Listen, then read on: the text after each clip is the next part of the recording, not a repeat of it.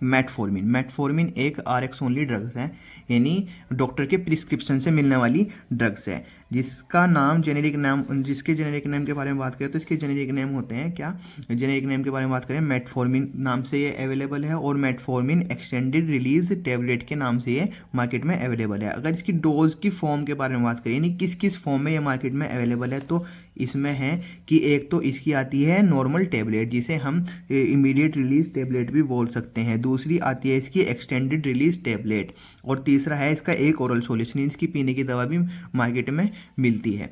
Immediate release और extended release tablet में एक डिफरेंस होता है। जो इमीडिएट रिलीज टेबलेट होती है वो बॉडी के अंदर जाकर एकदम डिजोल्व हो जाती है और एकदम अपना असर दिखाने लगती है, और एक्सटेंडेड रिलीज जो टेबलेट होती है वे धीरे धीरे बॉडी के अंदर डिजोल्व होती है और लंबे समय तक अपना असर दिखाती रहती हैं। अगर इस मेडिसिन के बारे में बात करें कि ये प्रेगनेंसी की कौन सी कैटेगरी में आती है, तो इसको प्रेगनेंसी की कैटेगरी बी में रखा गया है, यानी प्रेगनेंसी में भी इस मेडिसिन को लेना सेफ है बिल्कुल, और नो फिटल रिस्क।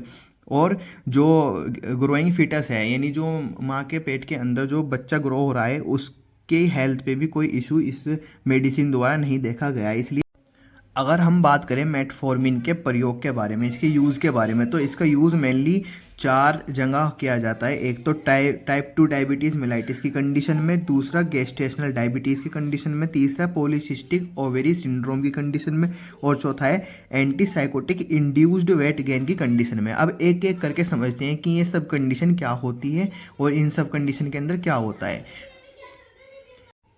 पहली कंडीशन टाइप 2 डायबिटीज़ मेलाइटिस, इसके अंदर क्या होता है, जो इंसुलिन है, जो पैनक्रियाज ने इंसुलिन प्रोड्यूस करा, बॉडी उसे सही से इफेक्टिवली यूज़ नहीं करती, तो इस कंडीशन को क्या बोलते हैं, इंसुलिन रेजिस्टेंस।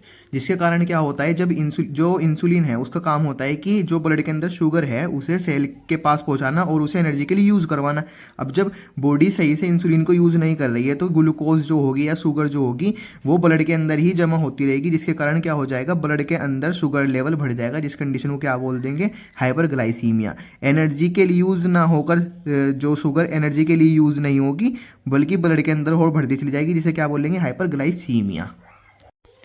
दूसरी कंडीशन है गेस्टेशनल डायबिटीज़। इसके अंदर क्या होगा कि जो ब्लड शुगर का लेवल है ब्लड के अंदर वो हाई हो जाएगा, किस दौरान, प्रेगनेंसी के दौरान। इस कंडीशन को क्या बोलते हैं हम, गेस्टेशनल डायबिटीज़। ये होता क्यों है, जब प्रेगनेंसी के हार्मोन है, जो प्रेगनेंसी के हार्मोन है जैसे कि कोर्टिसोल, लैक्टोजन, प्रोजेस्टेरोन, ये बॉडी को लेस सेंसिटिव बनाते हैं, किसके लिए, इंसुलिन के लिए। जब इंसुलिन बॉडी सही से यूज़ नहीं करेगी तो ब्लड के अंदर शुगर का लेवल क्या हो जाएगा, हाई हो जाएगा। इस कंडीशन को क्या बोलते हैं हम, गेस्टेशनल डायबिटीज़। इस कंडीशन के अंदर भी मेटफॉर्मिन का यूज़ किया जाता है।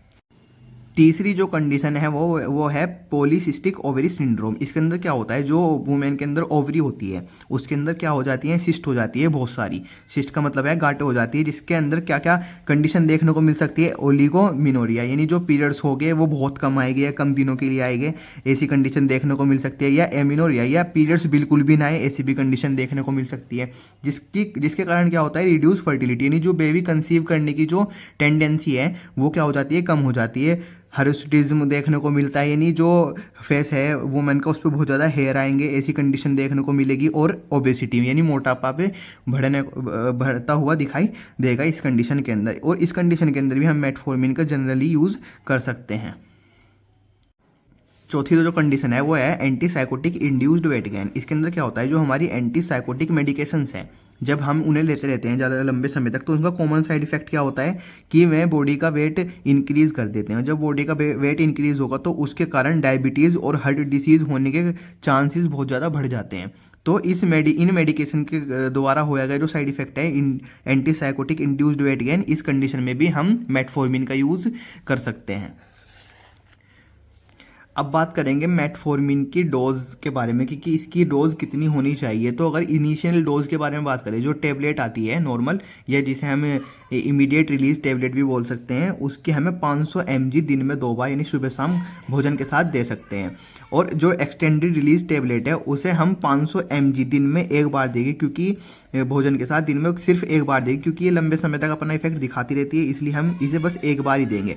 अगर हम मेंटेनेंस डोज के बारे में बात करें कि मतलब लंबे समय तक हम जो डोज को चला के रखें और मेंटेन करके रखें, तो उसके बारे में बात करें तो टेबलेट जो इमीडिएट रिलीज वाली है, नॉर्मल टेबलेट जो आती है, उसे हम मैक्सिमम दिन में 2000 mg से 2550 mg तक दे सकते हैं, लेकिन ये डिवाइडेड डोज में देनी है कि भाई मतलब जैसे कि 650 mg एक बार दे दी, 650 एक बार दे दी, 650 ऐसे ऐसे करके हम इसे दिन में डिवाइड करके इतने मैक्सिमम इतने mg तक दे सकते हैं। वहीं बात करें एक्सटेंडेड रिलीज टेबलेट के बारे में, तो ये 2000 mg दिन में एक बार हम दे सकते हैं। अब देखते हैं कि रीनल डोसेज एडजस्टमेंट, यानी जो मेटफॉर्मिन है किडनी के फंक्शन के हिसाब से हम उसकी डोज को कैसे एडजस्ट कर सकते हैं। अगर हम बात करें जीएफआर, पहले जीएफआर समझ लेते हैं। जीएफआर होता है ग्लोमेरुलर फिल्ट्रेशन रेट। ये क्या शो करता है, ये रेट ये शो करता है कि हमारी किडनी कैसे की फंक्शनिंग कैसी है, सही है या नहीं। तो अगर इसकी वैल्यू 45 ml पर मिनट से ज़्यादा है तो उसके अंदर इसका इंडिकेशन ये है कि किडनी सही काम कर रही है। तो इसके लिए हमें कोई भी डोज एडजस्ट करने की ज़रूरत नहीं है, हम सिंपली जो डोज देनी होती है वो दे सकते हैं।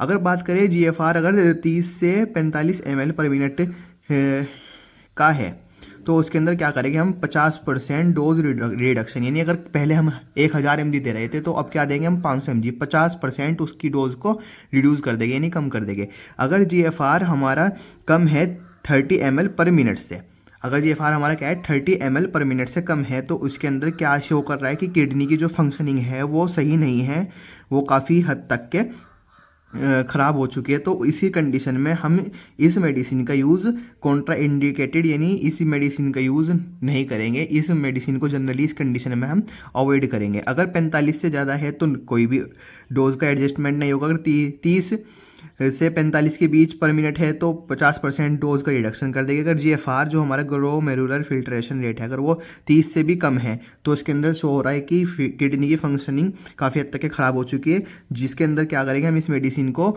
अवॉइड करेंगे, इस मेडिसिन का यूज़ नहीं करेंगे।